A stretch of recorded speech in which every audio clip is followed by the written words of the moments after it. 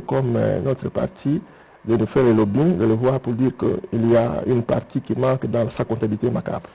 Excellence. Voilà, prochaine question, Madame Rachel Kitita. Merci beaucoup, Monsieur le ministre, pour la parole. Ma question s'adresse au porte-parole de l'armée, mon général. Au tout début de votre introduction, vous nous parlez du Jordanien qui a été arrêté. Alors, si vous pouvez partager avec la presse quelques informations, si ce ne sont pas des informations secrètes, quand est-ce qu'il est arrivé sur le sol congolais, le Jordanien dont vous avez fait allusion. Tenez beaucoup voilà. Au geste barrière, mais vous pouvez retirer votre masque pour 2 secondes. Merci.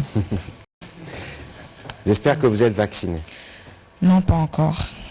Je le ferai. On va organiser une séance de vaccination pour tout le monde ici, si vous êtes d'accord, évidemment. Merci, ça sera une très bonne idée.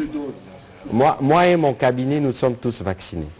Et ce serait bien que nous ici, nous soyons tous vaccinés. On peut l'organiser. Allez-y, Madame Rachel. Voilà. Le général parlait du Jordanien qui a été arrêté, qui est venu former dans le cadre du terrorisme. Mais est-ce que vous pouvez partager avec la presse quelques informations, si ce ne sont pas des informations secrètes? Quand est-ce qu'il est arrivé sur le sol congolais? Est-ce qu'il était seul?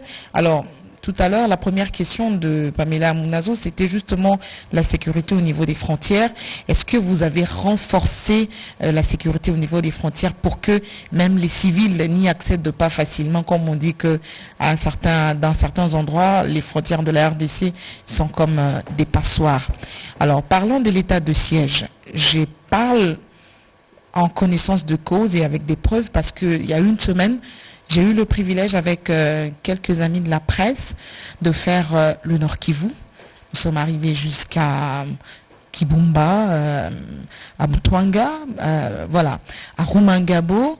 En interrogeant les populations, on comprend que l'état des sièges a été ou est encore bénéfique parce que c'est quand même l'accalmie depuis que l'état des sièges a été décrété.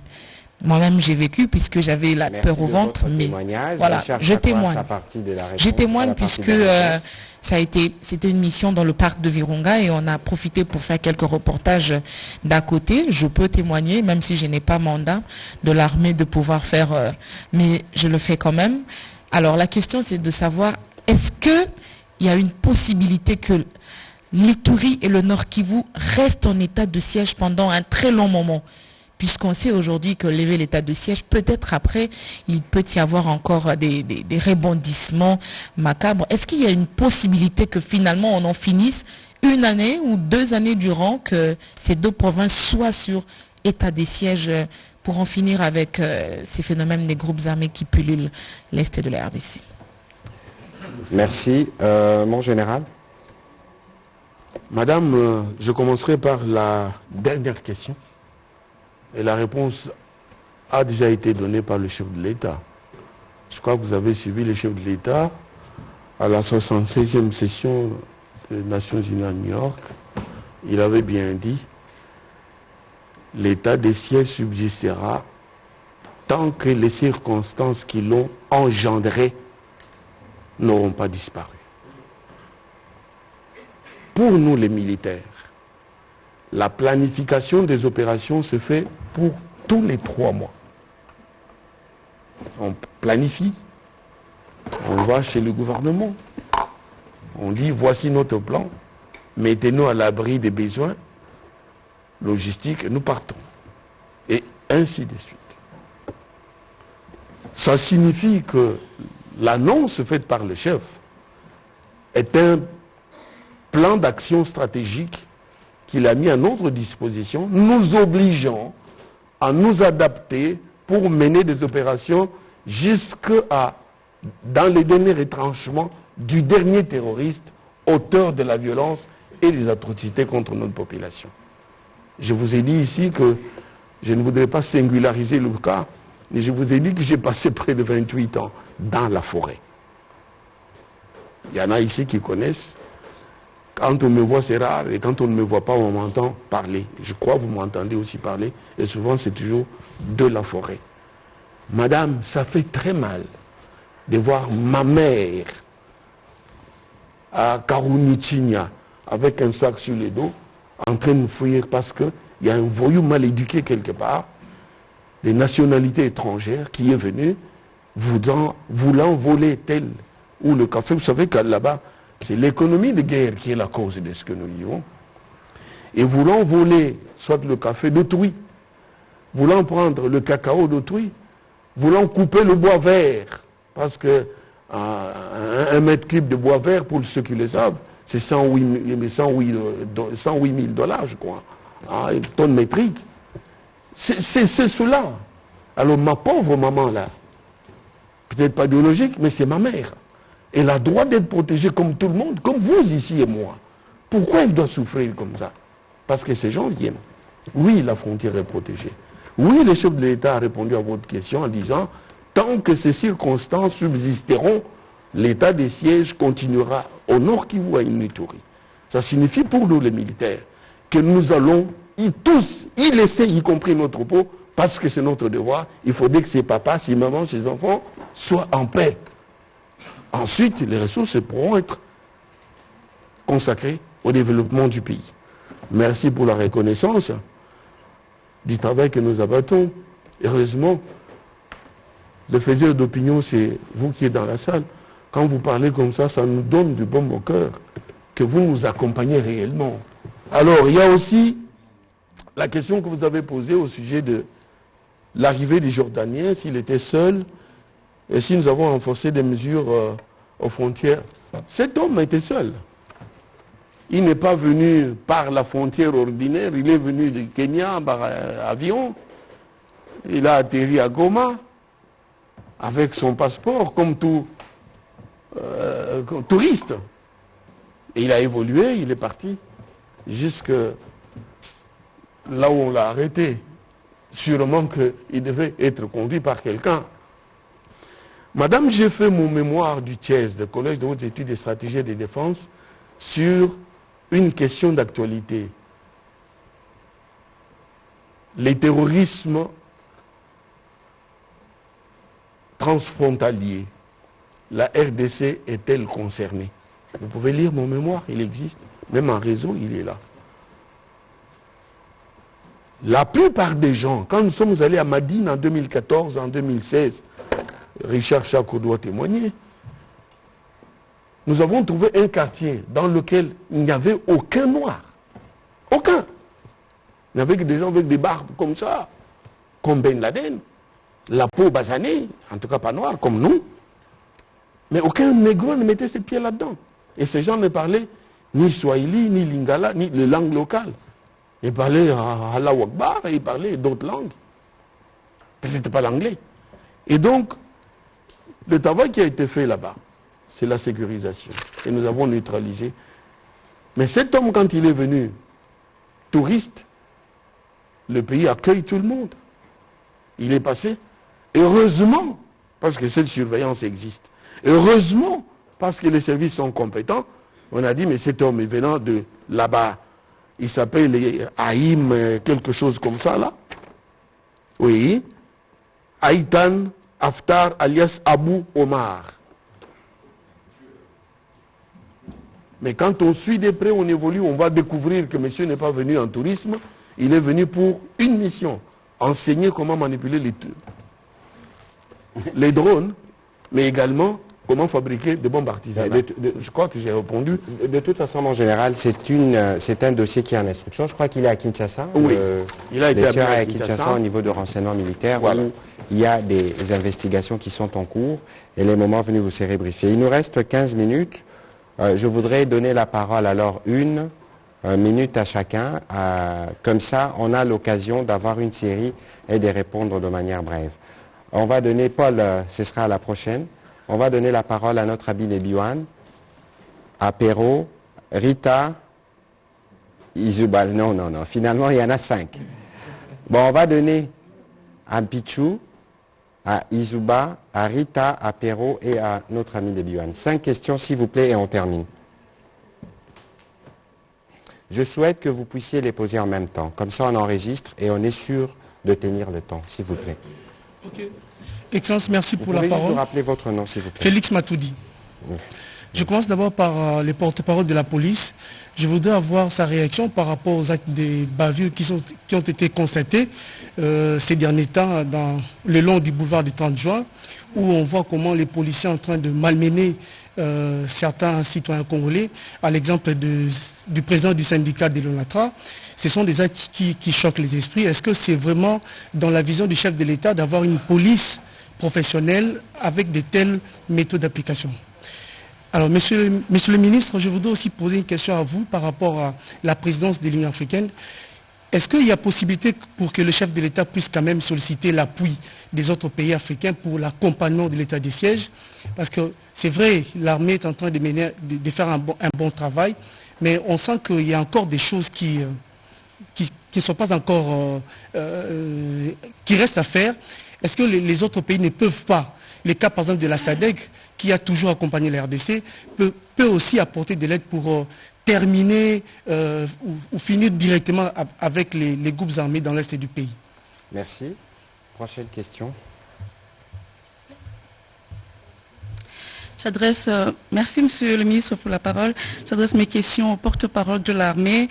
D'après les bribes d'informations que j'ai, il y a eu une double attaque dimanche dans la région minière en Ituri, précisément vers Kobu, sous la route Mungwalu, et plusieurs véhicules ont été criblés de balles. Est-ce que vous confirmez l'information?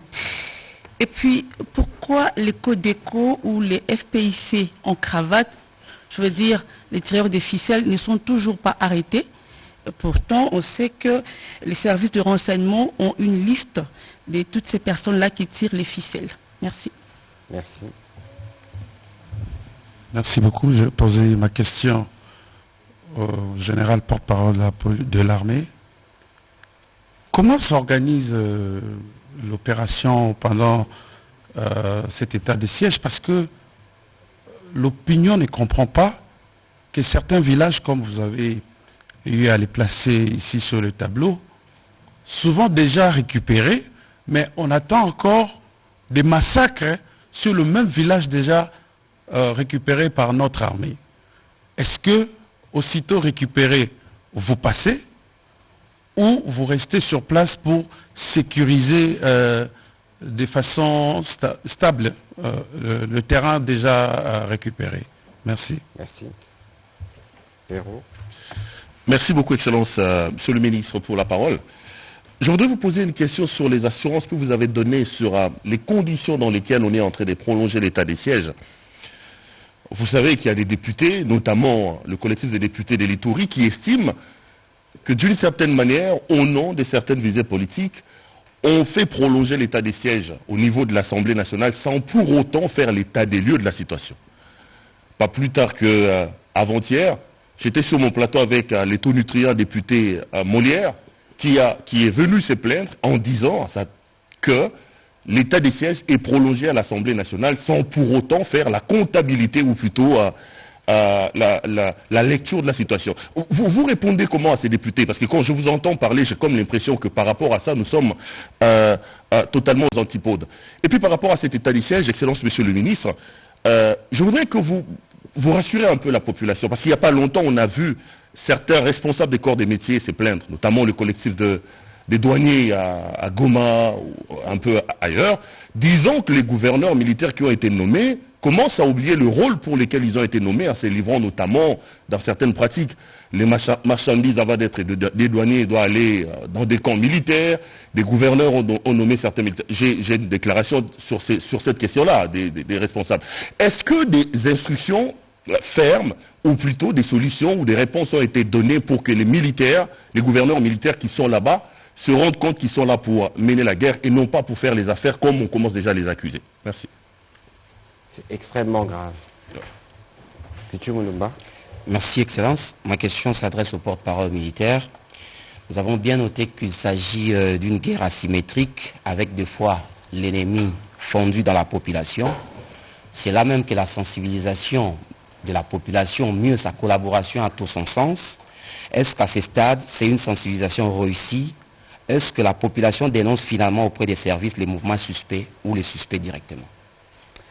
Voilà, merci pour cette série de questions. Je veux dire 2-3 mots liminaires, je reviendrai à la conclusion. Alors, sur la question de Félix Mouatuidi sur les cas des bavures policières. Je crois que les commissaires supérieurs principaux à main droite s'est promptement mobilisé pour venir à la demande du commissionnaire divisionnaire, j'espère que je l'ai bien dit, le général Amouli, pour venir à mes bureaux le jour où Patient Ligodi a été touché.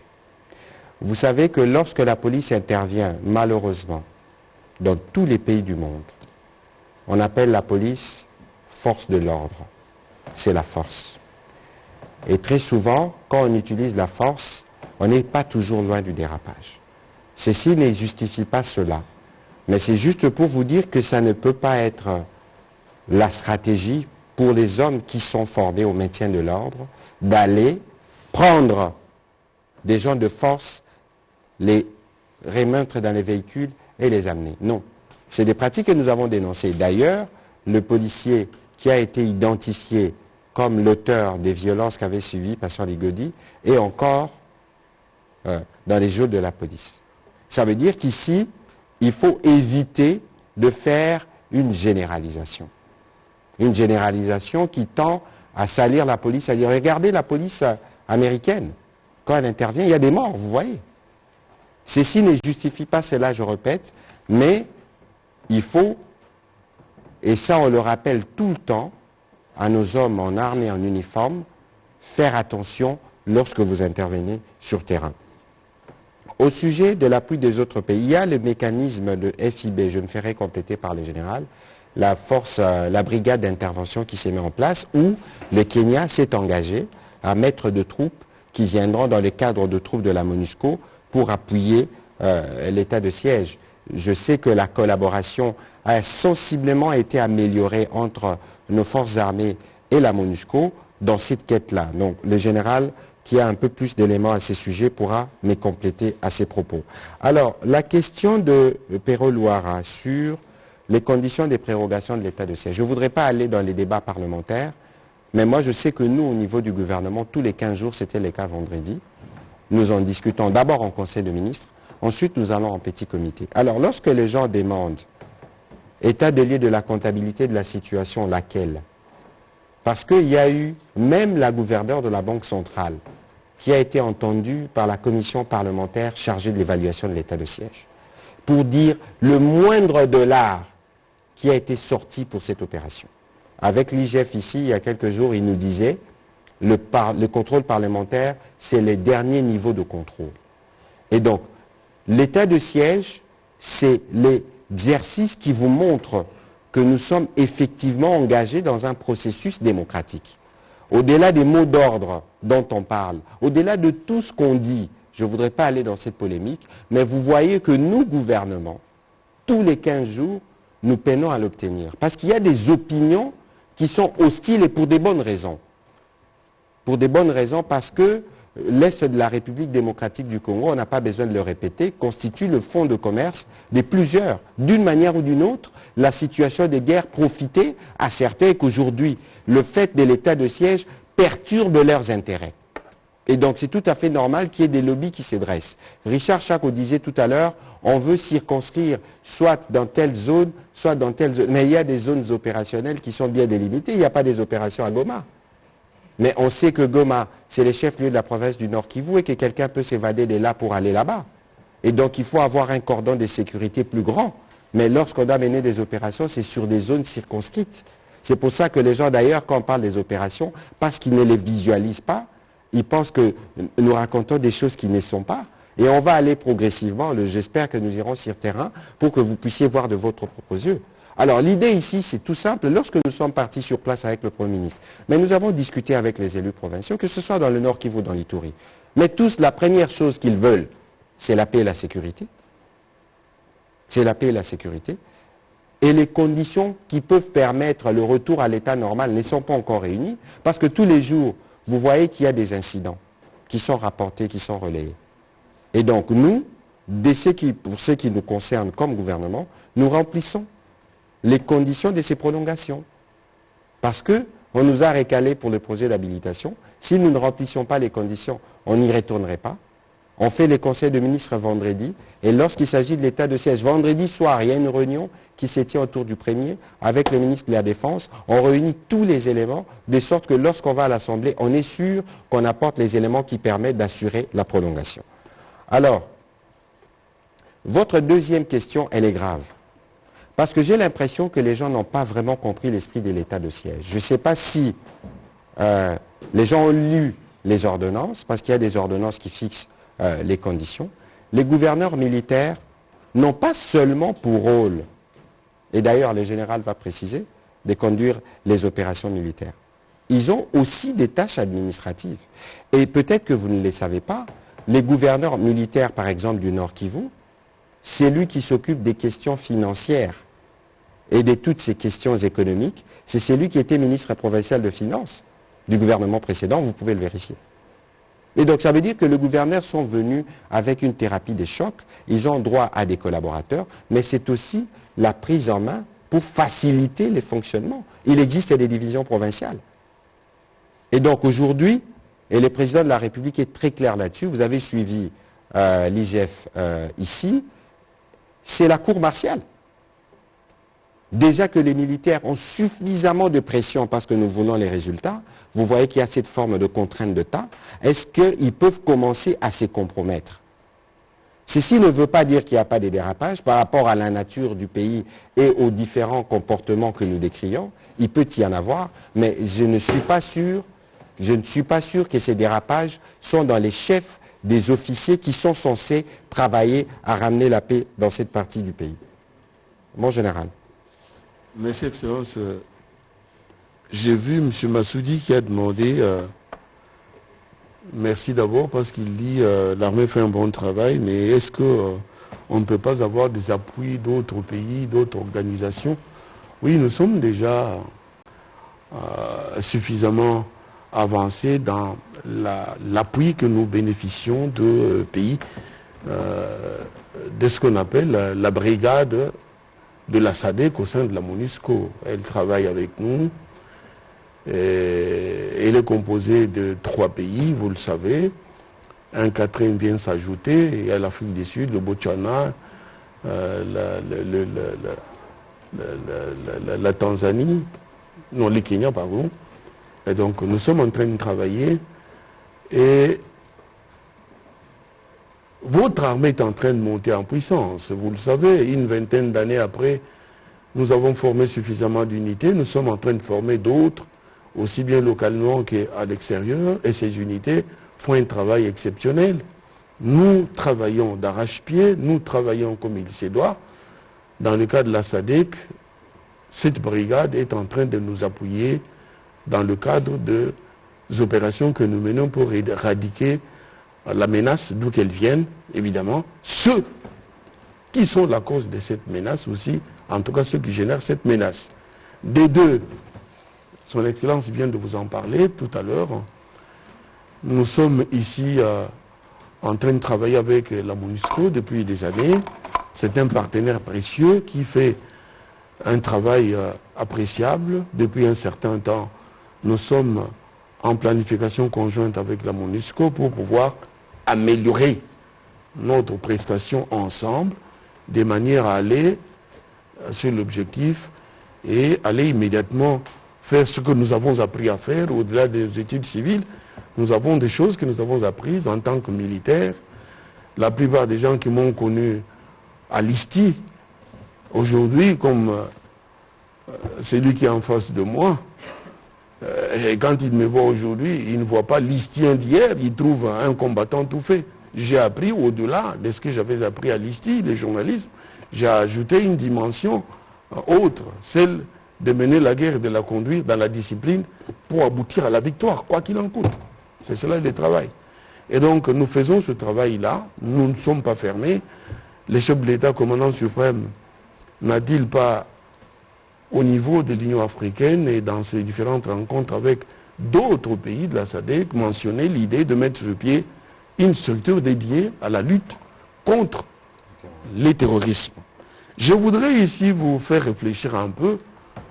Souvenez-vous, dans les années 1990-98, notre pays, la République démocratique du Congo, était le dernier rempart contre le communisme. Le communisme a échoué en Afrique bien grâce à notre pays. Mais aujourd'hui, le Congo seul, la République démocratique du Congo seul, fait face au terrorisme par ses propres ressources humaines, matérielles, logistiques et de belles manières. Alors qu'ailleurs, G5 Sahel, et puis, vous avez vu, même en Asie, des grandes puissances sont allées se battre là-bas contre le communisme et contre le terrorisme, excusez-moi, mais chez nous, nous le faisons seuls. Et nous l'avons fait, nous continuons à le faire. Mais nous ne disons pas que nous ne pouvons pas le faire avec les autres. Donc, aujourd'hui, nous sommes encore le dernier rempart contre les terrorismes sur le sol, le continent africain. Et si ces pays qui nous regardent, à l'étranger comme dans les environs de chez nous, ceux qui nous regardent, ne mettent pas la main à la pâte pour nous appuyer, l'actuelle civilisation va à son déclin. Suivez les différentes conférences tous les jours, on vous le dit. Imaginez par exemple que les terroristes qui sont au Mozambique se joignent avec ceux qui sont dans la province de l'État islamique en Afrique centrale, à Madina, chez nous donc, et Boko Haram, et AQMI au Maghreb arabe, ensuite avec Al-Qaïda dans le monde. Vous voyez ce que ça donne? C'est des sueurs dans le dos. Voilà.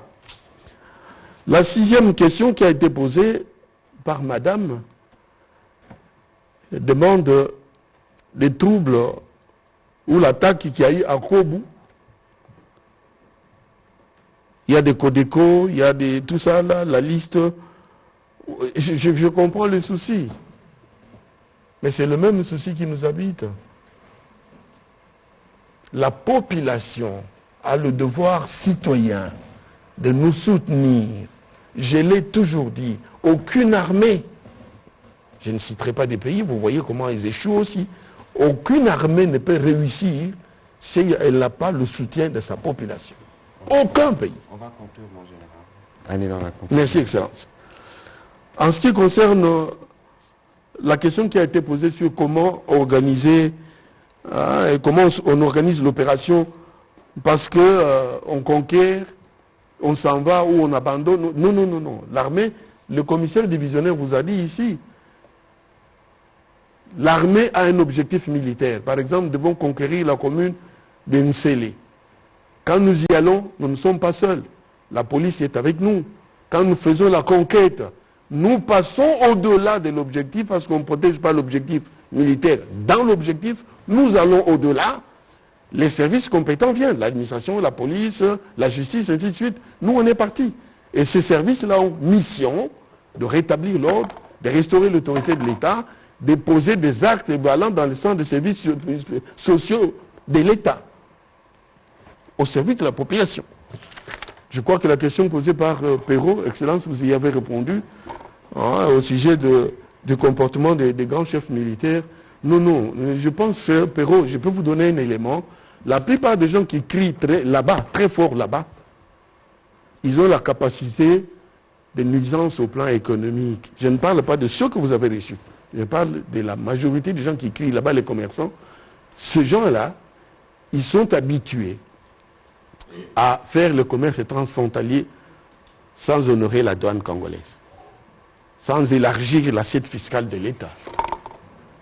Alors, quand un militaire ne peut pas être présenté à l'Assemblée provinciale par une motion de défiance, il devient une cible où on doit l'attaquer. Voilà. On va passer la parole au commissaire supérieur principal de la police. Merci, Excellence. J'étais impatient de ne pas répondre à Félix parce que j'ai une image en tête de la dernière grève de nos professions des médias dans l'enceinte de la FNC. Vous avez vu que l'état de nervosité n'était pas prêt à la paix et c'était une transition vers la violence. Et donc, c'est vous dire que quand quelqu'un est révolté, il n'a pas dans sa bouche des paroles de paix. il est dans un état où il va en découdre premièrement avec la police, parce que la police ne voudrait pas qu'il commette des actes à la destruction du tissu économique. Et lorsque nous sommes appelés aussi à rétablir l'ordre public perturbé, nous devons prendre en conscience le rapport de la proportionnalité de nos forces par rapport, n'est-ce pas, à la menace. Et ce sont ces choses-là qu'on étudie à l'école. Et si peut-être il y a eu dérapage, vous n'en tenez pas compte pour l'instant, et nous allons de manière administrative régler la question. Mais il que vous devez reconnaître que lorsque vous êtes dans l'objectif de réclamer un droit, ne prenez pas la police comme étant un ennemi. Non. Nous venons pour que vous puissiez aussi savoir que la chaussée est réservée pour tout le monde, et vous qui voudriez réclamer vos droits, et nous qui n'avons pas la possibilité de le faire, qui passons pour autre chose. Mais lorsque la rue est obstruée, la rue, on a placé des barricades enflammées, et la bouche vocifère des insanités de nature que même le diable n'accepterait pas. Alors, vous nous demandez, nous, de faire quoi? De venir avec la Bible et la soutane, vous dire, venez, nous allons à la messe. Nous allons vous cueillir à certaines conditions pour que nous puissions vous calmer les esprits après, et on va refaire la paix. Voilà au moins ce qui a été dit en cette salle. Voilà, merci monsieur le commissaire supérieur principal. Mon général, je vous donne 1 minute pour la conclusion. Merci, Excellence. Il y a un confrère qui a demandé, qui a posé la question sur la sensibilisation. Je voudrais le rassurer que la sensibilisation est faite de belles manières par nos hommes. Les gens de la communication militaire qui sont déployés à travers l'ensemble du territoire le font à travers la radio, la télévision, mais également à travers vous, les relais, vous, les partenaires, à ce travail-là. Je vous informe que, j'ai placé une radio de l'armée à Béni, elle émet 18h/24. Je suis en train de placer une deuxième radio à Bounia, avec l'appui de la RTNC. La radio sera placée à Bounia avant la fin de la semaine prochaine. Elle va commencer à émettre. Objectif, sensibiliser la population, parce que l'ennemi se cache dans la population. Et nous, on n'a pas compétence pour aller canarder notre propre population. Si elle est sensibilisée, elle se démarque complètement de l'ennemi, il est devant nous, il est fixe, ça sera fait et on termine le problème. Voilà, mesdames et messieurs, je voudrais vous remercier de votre participation à cet exercice démocratique. Nous allons nous retrouver dans les jours à venir autour d'une thématique précise pour être sûr qu'à travers vous, nous apportons la lumière à nos populations partout où ils nous suivent en République démocratique du Congo, grâce à vos médias et surtout à la télévision nationale. Merci.